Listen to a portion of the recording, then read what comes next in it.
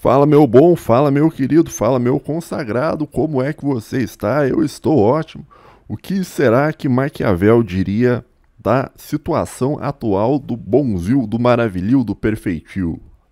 Hoje a gente vai trocar um papo aqui, eu vou fazer algumas considerações, umas reflexões minhas acerca do pensamento de Maquiavel, analisando um pouco o cenário atual, né? Então está intitulado ali, como você pode estar vendo na tela, Pensamento sobre o Principado do Calvíssimo. O que Maquiavel diria da atual situação nacional. Então a gente vai falar um pouquinho sobre Maquiavel. Maquiavel ele é um pensador bastante estudado mundialmente, tá? Existem diversas interpretações sobre a obra dele, tá? Em termos de Brasil, o pessoal tem muito aquela coisa geralmente o cara estudar ali Maquiavel junto com Gramsci e tal, né? Porque tinha muito aquela coisa do Partido Príncipe, papapá, né? Na direita brasileira ninguém estuda Maquiavel, porque o Olavo disse que Maquiavel não é bom, daí como o Olavo disse que Maquiavel não é bom, as pessoas não estudam Maquiavel, né? Agora, eu estudo Maquiavel, eu já estudei na verdade, né? Porque eu lembro que a primeira vez que eu tive contato com Maquiavel, lá com a obra O Príncipe, eu tava na graduação, não sei quantos anos atrás, eu tava na minha primeira graduação em filosofia, eu tenho duas graduações. Lá na minha primeira graduação em filosofia, a gente tinha uma cadeira de filosofia política que o professor ele deu três autores para nós, né? Ele deu Maquiavel, acho que ele começou com Hobbes, que a gente deu uma olhada no Leviatã, aquela primeira parte do Leviatã, o que, diga-se de passagem, me trouxe uma impressão positiva do Hobbes, né? Mas depois, quando eu li o final da obra do Hobbes, a mim, talvez uma década depois, tá? Que é aquela parte sobre o reino das trevas e tal, me deu uma impressão melhor ainda sobre o Hobbes. Um dia eu vou falar sobre o Hobbes aqui no canal mais a fundo, tá? Me falta tempo, infelizmente, para elaborar tudo, né? Porque o Leviatã é uma obra muito grande, muito complexa, né? Mas voltando ao assunto, tô saindo do assunto, vamos voltar. Daí eu estudei Hobbes, depois estudei Maquiavel, o Príncipe, depois estudei Hannah Arendt, né? Até tem um artigo apresentado num congresso aí sobre Hannah Arendt, né? Sobre o sentido da política em Hannah Arendt. Mas a primeira vez que eu li o Maquiavel, cara, eu li o Maquiavel sem esse preconceito aí que o direitista tem com o Maquiavel. Pra mim era só mais um autor ali na biblioteca pra ler, eu pegava e eu lia, tá? E tem aqui talvez uma opinião bastante peculiar sobre o Maquiavel e tal. A gente vai falar talvez um pouquinho sobre isso em episódios futuros, mas a gente vai tentar usar o escopo do Maquiavel aqui pra falar um pouco sobre a situação atual, tá? Deixa um like no vídeo, ninguém deixa like no vídeo, cara. Por quê, cara? Por que não deixa like, cara? Meu Deus, é só apertar o botão assim, cara. Se inscreva no canal se você não é inscrito. Vamos embora, tá? Então, primeiramente, vamos dar um contexto, né? Contexto. Está tendo um caos, uma brigaiada maluca na política nacional por causa de uma disputa de poder entre o bolsonarismo e a velha ordem nacional. Velha ordem nacional, leia-se a ordem estabelecida no período do fim da história pós-queda do Muro de Berlim em 1989, de uma dialética entre sociais-democratas, tá? PT, PSDB, tá? O PT é um pouco mais esquerdo, o PSDB é mais à direita. Em 2018, o PT foi derrotado em termos populares e agora o bolsonarismo está tentando derrotar institucionalmente o outro braço da velha ordem nacional que foi instituída depois da Guerra Fria. Eu já falei várias vezes sobre isso. Então, é uma máquina dialética aí que foi colocada no Brasil depois da Guerra Fria, que foi responsável, em muitos casos, por um severo processo de desindustrialização do país, tá? Então o Brasil ele tinha uma certa indústria, mas depois ali de 89 em diante ele foi severamente desindustrializado com o apoio do PSDB e do PT e agora do MDB junto ali, naquela coisa arada toda. O MDB não faz parte exatamente dessa dialética, né, entre esquerda e direita daquele período, mas ele estava junto ali, tá? Então tá tendo um caos, uma brigaiada, que vão prender o Bolsonaro, que já tá preso, que depois prenderam... Ele já tava preso, que ele tava com uma tornozeleira eletrônica, daí parece que prenderam mais ainda, agora não pode sair de casa, depois desprenderam um pouco, falando, não pode sair, mas você pode conversar com as pessoas, não sei o quê. Deixa eu ver que dia é hoje, cara. Só pra te saber que dia é hoje, cara. Hoje é dia 6 de agosto de 2025, tá? Não sei o que aconteceu, talvez as coisas estão acontecendo muito rapidamente. E então a gente não sabe, eu não sei quando esse vídeo vai ao ar, enfim, né? Muita coisa acontece muito rápido, tá? Então, mas o contexto, basicamente, caso você esteja vendo no futuro, tá tendo uma brigaiada, uma confusão muito louca, tá? Entre a nova ordem mundial, tá? Que seria essa dialética do bolsonarismo, tá? E a velha ordem nacional, que seria essa fórmula política, por assim dizer, usando o termo do Gaetano Mosca, uma fórmula política que funcionou durante o período pós-Guerra Fria, mas devido a mudanças de condições geopolíticas mundiais, ela não funciona mais e está tentando, se aos poucos, ser substituída e ser enviada para o cemitério das elites, tá? Bom, dentro do contexto tem o seguinte, ó, o bolsonarismo foi atrás de apoio internacional, tá, e conseguiu. Tá, foi costurado um acordo aí de muita articulação internacional, tá, e conseguiu. Né, nesse sentido eles foram mais bem sucedidos que a esquerda nacional, porque a esquerda nacional, quando o bolsonarismo estava no poder, eles buscaram muito apoio internacional e quase não conseguiram. Tá. Conseguiram alguma coisinha ali, tá, principalmente do Partido Democrata americano, que é o partido que representa a velha ordem mundial, tá? O governo, escrevi errado ali, ó, o governo do Bonzil não tem meios de ação para responder e foi completamente mogado, foi brutalmente mogado, tá? Esse é o resumo do contexto, tá? E aqui cabe algumas reflexões. Vamos falar primeiro um pouco sobre a questão da ajuda externa, tá? Então, o Maquiavel, ele comenta isso, precisamente sobre isso, no capítulo 13 da obra O Príncipe. A gente vai dar uma olhadinha aqui numa citação do Maquiavel, tá? Mas ele não vai fazer muito isso. Aqui no canal a gente não tem o hábito de ficar lendo citação bibliográfica para as pessoas, isso aí a gente não faz isso aqui, tá? Tá, vamos vir no capítulo 13, aqui, ó. Só para você saber a edição que eu leio do Príncipe é essa aqui, ó. Da Martins Fontes, tá? Mas, se não me engano, é uma edição de 1990. É 90? Não, 2001, tá? Diz ali 2001, ó, peraí. Tá. Ali, ó. Por que isso aqui, assistente de IA, não quero assistente? Ocultar, obrigado. Martins Fontes, tá? São Paulo, 2001, tá? Tradução de Maria Júlia Goldwasser. Né? Vassa em alemão é água, gold é ouro, né? Só que ouro em alemão não é isso, eu acho. Não é Augen? Não, Augen é olhos.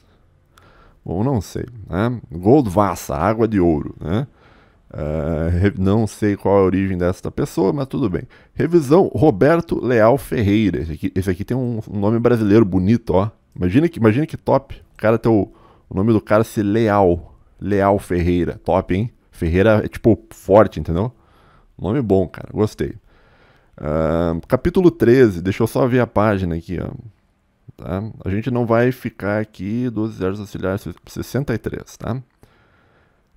Perceba que esse é um livro, tá? Se tu for pegar quando ele começa na página 1 aqui, e ele vai até a página 123, tá? A página 123, ou seja, ele é um livrinho muito curtinho, ó. Ainda mais tu pensar que as páginas, elas são curtinhas, ó. Não é um texto corrido, assim, numa página só, entendeu? Ele é dividido em duas. Então, ele é um livrinho pequeno, né? Conforme eu falei, mas a principal dificuldade de você ler Maquiavel é que ele é um texto chatíssimo, né? Ele é um texto, tipo, que ele não é objetivo.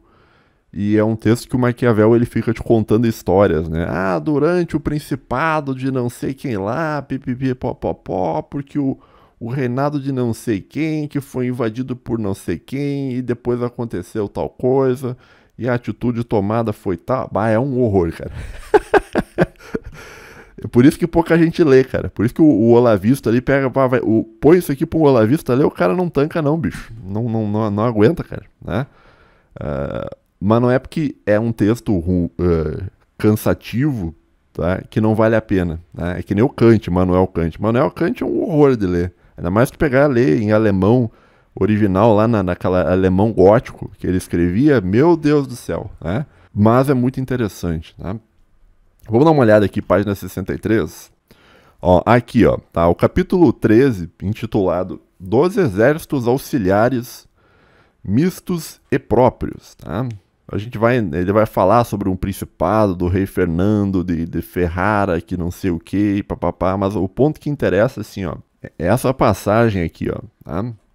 No caso dos auxiliares, tá? Quando ele está falando em auxiliares, ele está falando em exércitos auxiliares. Você pedir auxílio de um outro país, por exemplo, para tentar vencer um conflito, tá?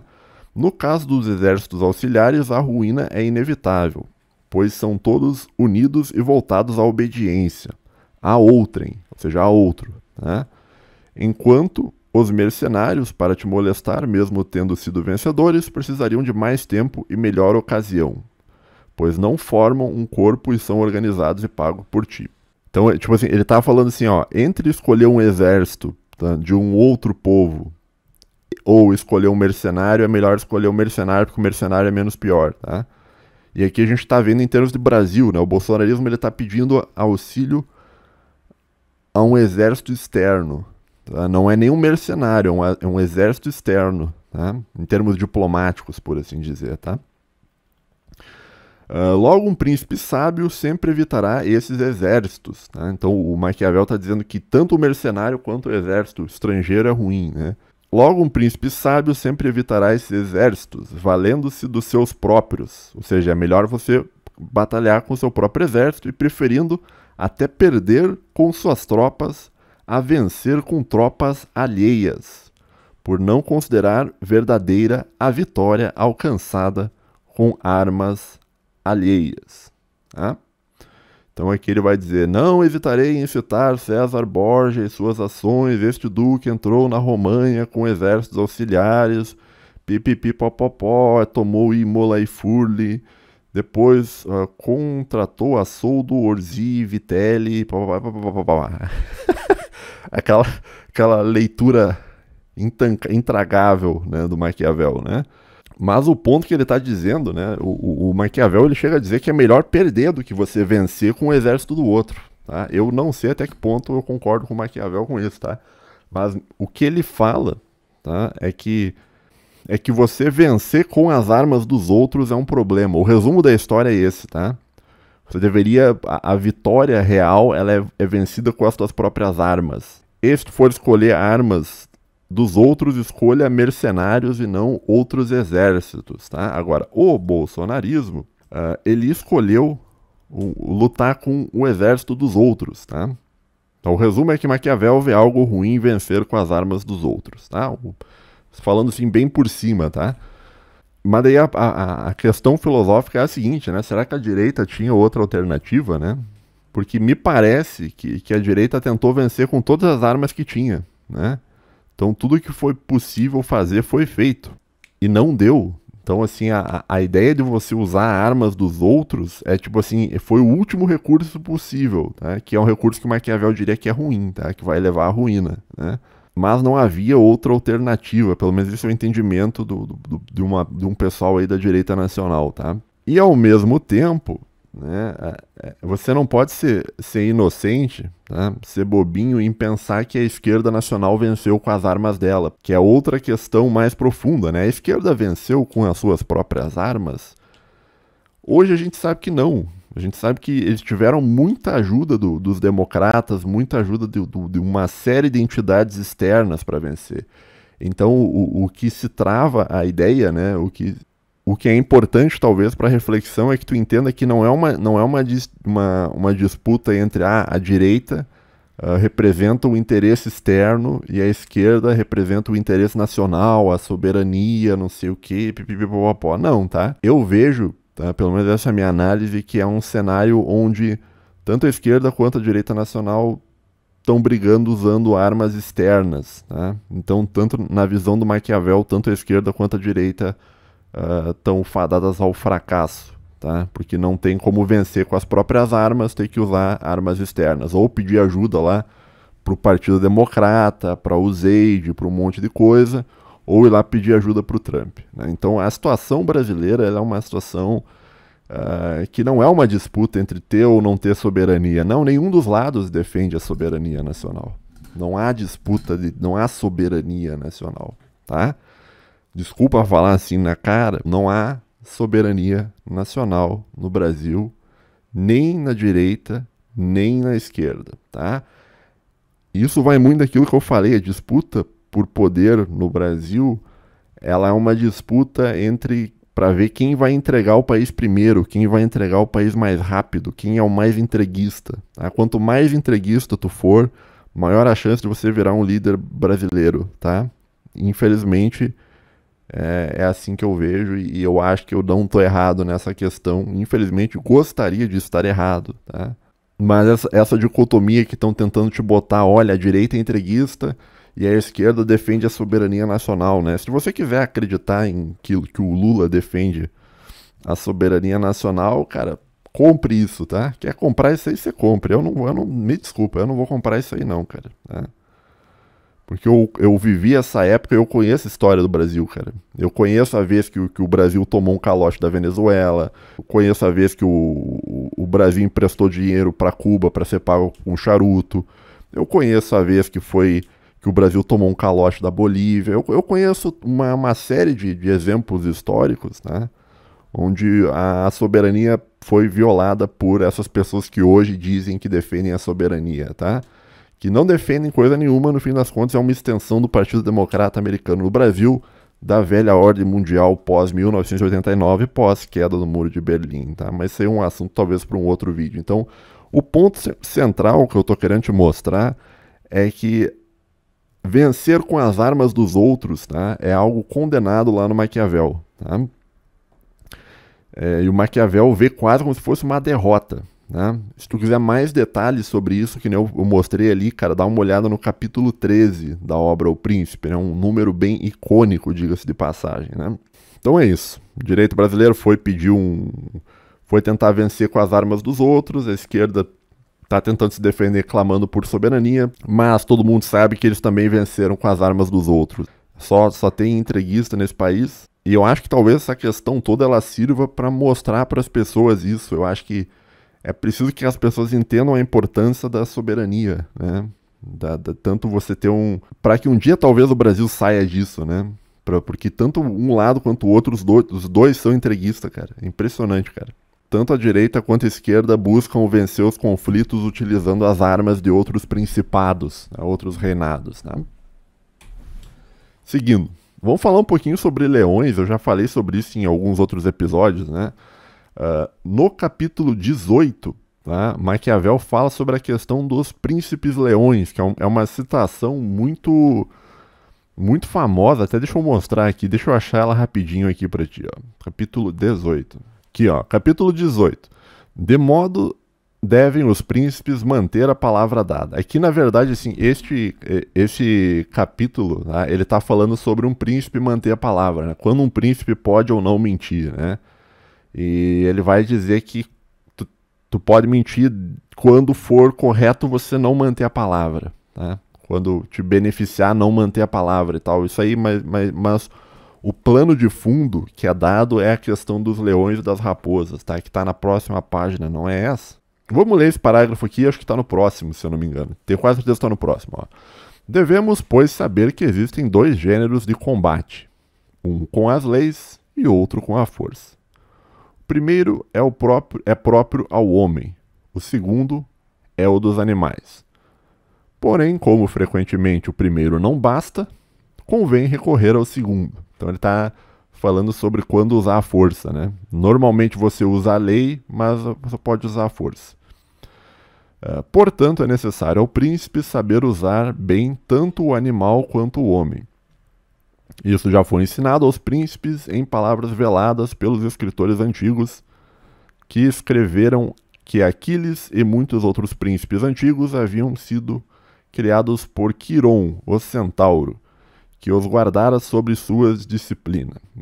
O Maquiavel ele faz isso de puxar umas mitologias assim do nada, né? Ter um preceptor meio animal, meio homem, não quer dizer outra coisa senão que um príncipe deve saber usar ambas as naturezas, e que uma sem a outra não é duradoura. bom? E aqui vem a citação famosa, ó, né? Visto que um príncipe, se necessário, precisa saber usar bem a natureza animal, deve escolher a raposa e o leão, porque o leão não tem defesa contra os laços. Laços ele está falando no sentido de armadilha, tá? Entenda laço como uma armadilha, né? Vamos de novo, ó. Deve escolher a raposa e o leão, porque o leão não tem defesa contra os laços, nem a raposa contra os lobos. Precisa, portanto, ser raposa para conhecer os laços e leão para aterrorizar os lobos. Os que fizerem simplesmente a parte do leão não serão bem-sucedidos. Tá? Essa é a parte importante para nós aqui. Ó. Os que fizerem simplesmente a parte do leão não serão bem-sucedidos. Daí aqui ele vai seguir com outras coisas que não importa muito. Assim, ó. Assim, um príncipe prudente não pode nem deve guardar a palavra dada, quando isso se torna prejudicial, ou quando deixem de existir as razões que o haviam levado a prometer. Tá falando sobre mentira, sobre manter palavra e tal, né? Mas essa parte, né, sobre raposas e leões, tá? Deixa eu voltar aqui, né? Essa parte sobre raposas e leões, ela é uma parte bastante interessante, onde ele vai falar sobre a natureza de um príncipe, né? Eu já comentei sobre isso mais rapidamente, né? O leão, ele tem a força, ele tem a capacidade de enfrentamento, né? A raposa, ela não tem a força, tá? Mas a raposa é esperta. Então a raposa consegue ver uma armadilha, né? E consegue desviar da armadilha, né? E o Maquiavel vai dizer que o melhor cenário possível é que você tenha um príncipe que ele saiba agir como uma raposa e como um leão ao mesmo tempo, tá bom?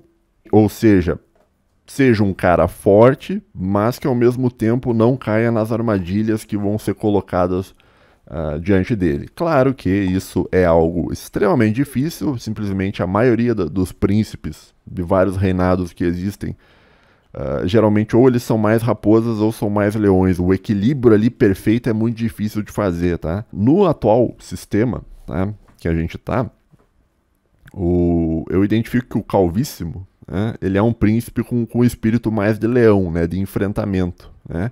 E estava tudo certo a condução do principado dele, porque ele estava governando junto com uma raposa muito esperta, uma raposa muito velha e muito experiente, que é o Vampirão, tá? Não estou citando aqui nominalmente por razões óbvias, né? Então, quer dizer, o melhor cenário é você ser um príncipe que ele é leão e raposa, tá? Mas isso é difícil. Qual que é o segundo melhor cenário? O segundo melhor cenário é você ter um príncipe leão assessorado por uma raposa, tá? Que era precisamente o que estava acontecendo aqui no Brasil e por isso que estava sendo tão bem sucedido a investida e tal, a nova ordem, a nova organização aqui que estava sendo colocada no Brasil, tá? Entretanto, o príncipe leão, tá? Ele não ouviu a raposa, né? Acho que sem ser esse episódio, o episódio retrasado, eu acho, eu falei um pouco sobre isso, né?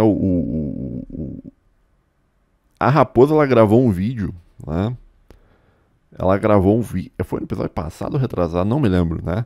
A raposa gravou um vídeo falando assim, ó, né, de uma maneira bastante hermética, bastante complicada, né? Tem que ter várias chaves interpretativas, mas a raposa falou assim, ó, bicho. Não responda com grosseria a agressão que está sendo feita à vinda de fora. Em resumo, ele falou isso. Ou seja, ele entendeu que a resposta agressiva para a ameaça que vinha de fora era uma armadilha. Tá? Era o laço, tá? Era o laço, né? Então a raposa corretamente identificou a armadilha e avisou a armadilha, né? Só que o leão não ouviu a raposa e se lascou, como todo leão se lasca quando não escuta a raposa, tá? Bem que nem o Maquiavel falou, tá? O cara que ele só é um espírito leonino, ele é afadado ao fracasso. Outro exemplo é o Putin, né? O Putin ele tem um espírito mais leonino, até que ele sabe ser raposa de vez em quando. Mas a invasão da Ucrânia, ele caiu numa armadilha, entendeu? Ele meteu o louco ali, tá? Ele fez exatamente o que o Biden queria que ele fizesse, tá? E Perdeu o comércio com a Europa, perdeu o sistema SWIFT, perdeu o Nord Stream, perdeu posições na Síria, perdeu posições na África.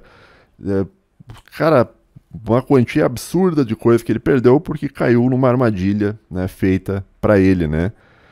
Mas esse é um assunto talvez para um outro episódio aqui, eu não quero entrar nisso agora. Vamos manter no assunto nacional, né? Então, o que era o modo correto de agir na situação, né? Era meio que dar uma recuada e não agir de um modo agressivo, né? Agora, o Calvíssimo, o príncipe do Calvíssimo, não escutou a raposa, agiu de um modo agressivo, se lascou, tá? Então ele teve uma perda de força muito grande nas últimas semanas, tá? E outra coisa eu escrevi aqui, ó, o problema do One Trick Pony, né? O One Trick Pony, ele é uma expressão usada para se referir a alguém que só sabe agir de um determinado modo. E você só saber agir de um determinado modo funciona até não funcionar mais, né? Porque você dá tipo uma resposta baseada na força, né?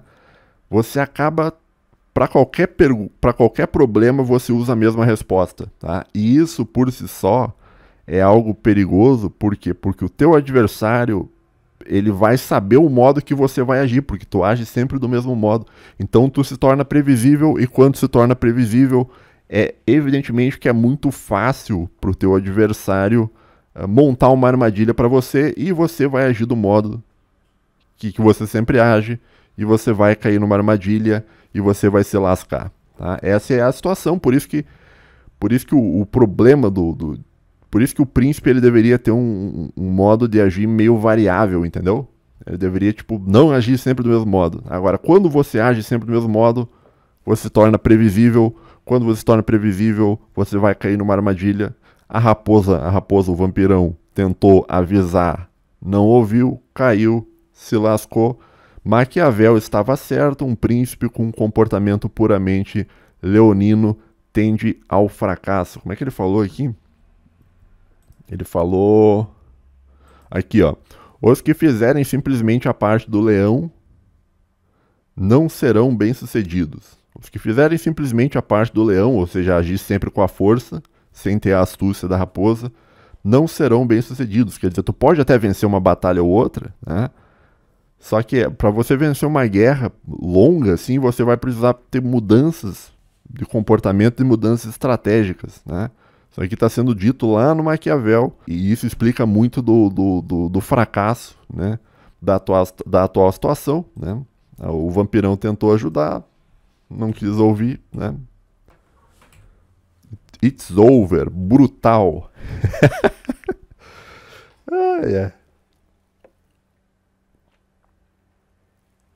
Tá interessante isso? Vamos para um próximo ponto aqui, que eu botei discussões inocentes, que são assuntos que eu vi que estavam sendo discutidos recentemente aqui no Brasil, tá? Que eu considero assim, eu não digo, quando eu falo inocente, não é tipo querer desmerecer, entendeu? Tipo, é um negócio meio bobinho, talvez meio ingênuo, talvez uma discussão ingênua, eu não sei, mas eu não encaro isso que eu tô falando com maldade, como se eu quisesse debochar de alguém, falar que tá errado, não sei o que, né? Mas eu vejo discussões inocentes, cara. Vamos algumas aqui, ó. É uma disputa por soberania. Isso aqui eu já falei, tá? Não há soberania no Brasil, tanto na esquerda quanto na direita. Os dois lados são entreguistas. Os dois príncipes vencem e disputam com as armas de outros principados, tá? Não há armas nacionais e, portanto, não há soberania nacional, tá? A gente é sempre refém de uma força externa, tá bom? Quer dizer, sempre não, nem sempre foi assim, mas eu diria que depois da Segunda Guerra Mundial, tá? Mas então, enfim, só dizer assim, quando alguém vem assim, é uma disputa por soberania, cara, me dá um... Putz, me dá um desânimo, me dá um... Eu dou um suspiro, assim, cara, eu fico, puta, cara, que... cara, meu Deus do céu, porra. Ai, meu Deus do céu. Ai, meu Deus do céu. Então chega Dá uma canseira, meu. Se alguém fala, não, está uma disputa por soberania. Pera um pouquinho, cara. Meu Deus do céu, cara.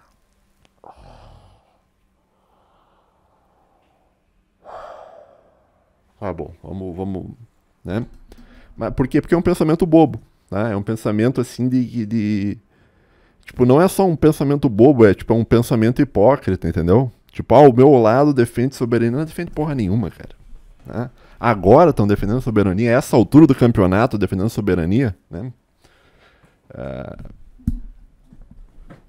Mas, enfim, vamos seguir aqui para não perder a paciência, né?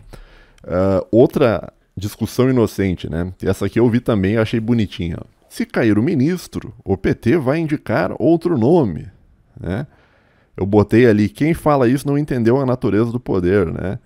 Porque quem fala isso acredita, tá?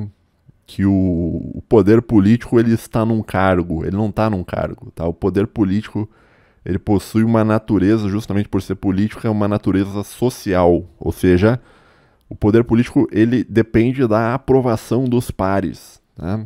Eu acho que eu já falei sobre isso, é o dedão positivo, tá? Eu acho que até falei sobre isso quando eu estava falando sobre cesarismo, né? César, ele é um cara muito poderoso, mas o César, tipo, se a população lá no Coliseu tiver, tipo, gostando de um gladiador, o César pode pegar e abaixar o dedão? Não pode, né? Porque ele perde poder, porque ele vai estar se indispondo com o povão, assim, né? Supondo aqui, claro, que o povo importe, né? Não vamos... A gente sabe que existe a teoria das elites, não é 100% o povo que importa, mas o que eu estou querendo dizer é que o poder, ele possui uma natureza social, tá? E não é um cargo que tem o poder, é um arranjo social que dá poder para o cargo, tá? Então, se o arranjo social mudar, você pode indicar o Supremo inteiro, botar só gente do PT dentro do Supremo e não vai mudar nada. Porque o poder, ele não está no cargo, o poder, ele está no arranjo social, e a perda de poder desse ministro aí se deve ao fato de o arranjo social estar mudando, né, de um modo desfavorável a ele. Então, se ele cair, tá, e o PT botar outro nome, tá, provavelmente esse outro nome ele não vai ter o poder que esse cara tinha, porque o cargo perdeu, o arranjo social mudou, entendeu? A natureza do poder não está num cargo, né? Aliás, o próprio Bolsonaro é um grande exemplo disso, né? Não é porque você está num cargo de presidente que você vai ser presidente. que você vai governar o país. Não é assim que funciona, meu querido, né? O poder ele não está num cargo, né?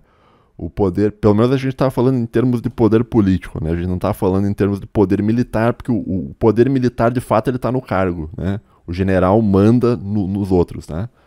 Mas em termos de poder político, você tem que entender que a política ela é algo social, né? É você ter consenso, você ter o polegar positivo de pessoas importantes, né? E esse ministro tem perdido polegares positivos, então tem perdido força, porque tem mudado o arranjo social, e se ele cair e o PT botar outro cara ali, esse outro cara vai tentar executar as mesmas ações do Calvíssimo, e não vai conseguir, porque ele não vai ter os dedão positivo, porque o pessoal já abaixou os dedão para esse tipo de ação, tá entendendo? Então a preocupação, se caiu o ministro, o PT vai indicar outro nome, isso é um não problema. Tá? Isso é a ideia ingênua de que o poder ele está no cargo. O poder ele possui ele não é um cargo, tá? O cargo ele é o meio pelo qual o poder se propaga, tá? Mas por si só você pode simplesmente estar em um cargo e não ter poder nenhum, tá bom? Então é bastante ingênuo assim, né? Não, se cair eles vão indicar outro nome.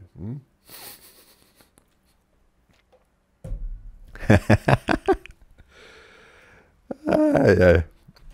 Essa é divertida, né? Essa aqui, não, se o ministro cair, o PT vai indicar outro nome. Não, cuidado, meu Deus do céu, né?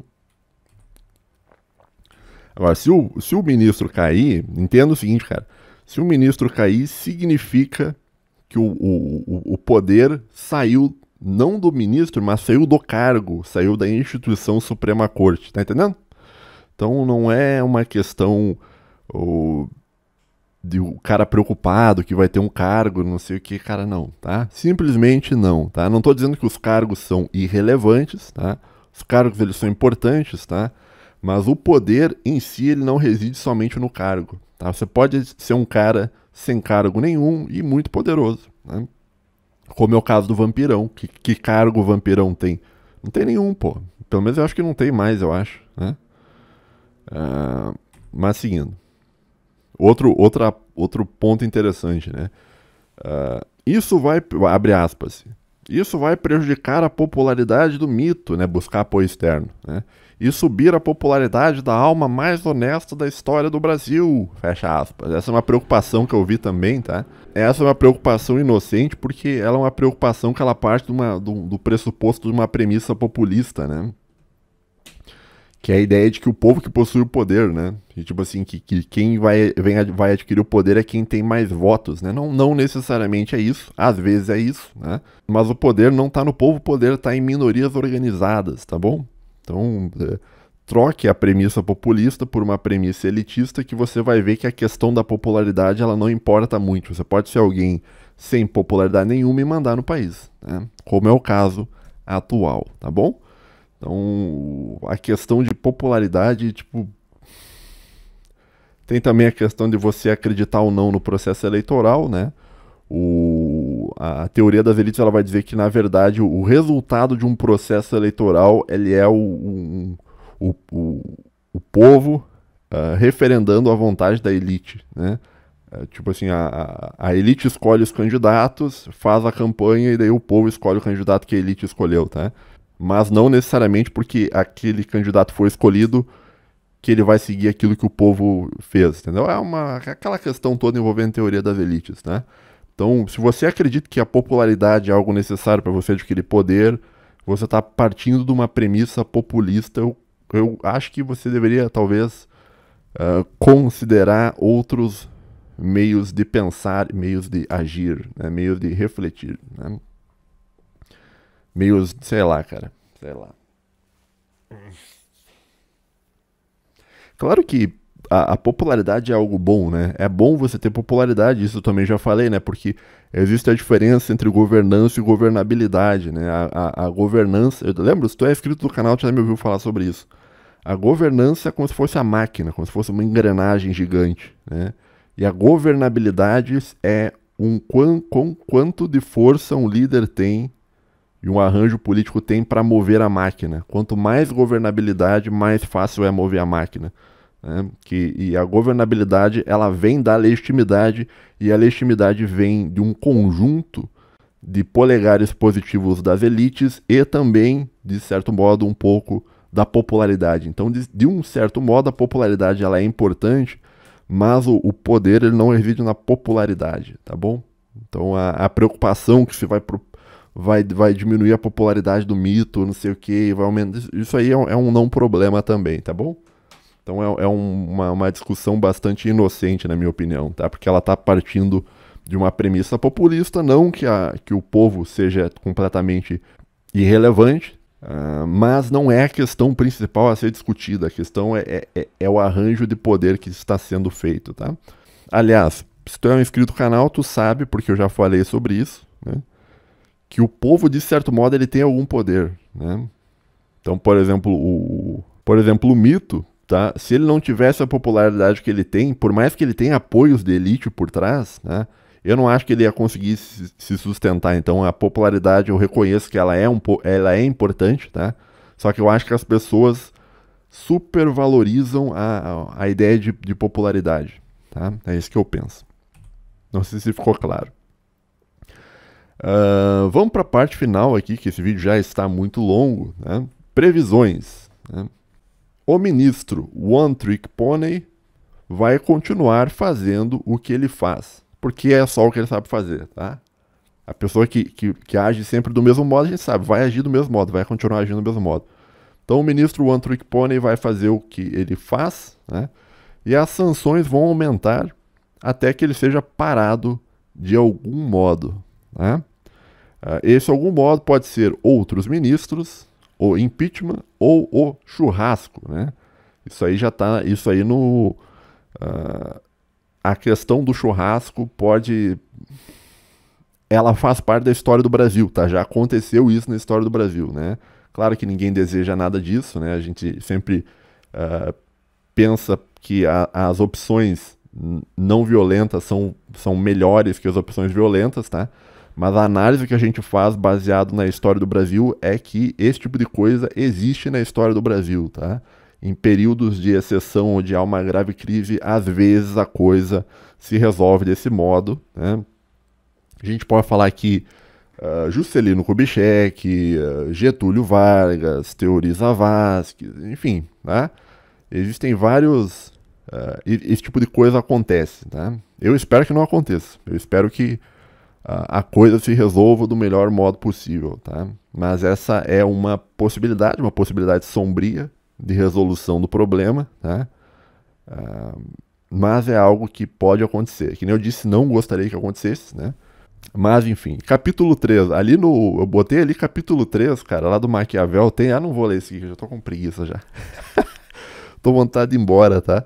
Mas o capítulo 3 lá do Príncipe, o Maquiavel, ele vai dizer que um problema, olha só, o que ele vai dizer é o seguinte, um problema, como é que ele fala assim que um problema, ele é identificável, mas a gente às vezes não quer reconhecer que ele existe, tá?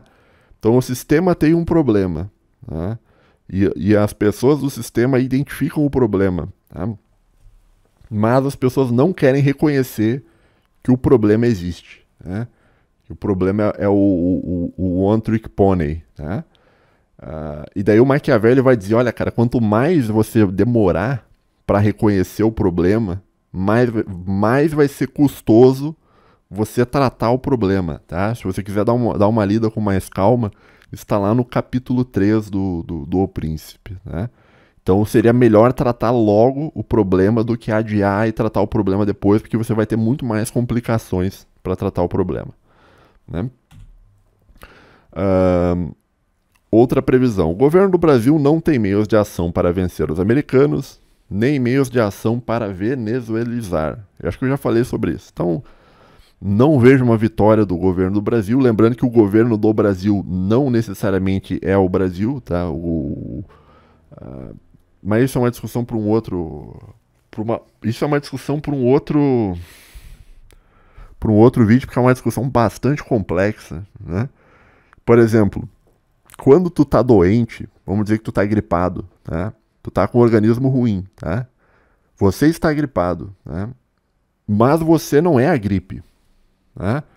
Pelo contrário, você é a ausência da gripe, né? Você é você mesmo, bem normal, quando você não está gripado, tá? E é um exagero, é um erro você dizer que você é a gripe, né? Você não fala isso. Você fala, eu estou gripado, não a gripe sou eu, né? Nesse sentido, o país ele é algo diferente do governo, tá? Você pode ter um governo extremamente corrupto, extremamente errado, tá? E aquilo é quase como se fosse uma gripe para um país, mas que não necessariamente é o país, tá? Então, se uma instituição corrupta tomou conta de um país, se você é um cara realmente nacionalista, você vai tentar limpar essa instituição corrupta, tá?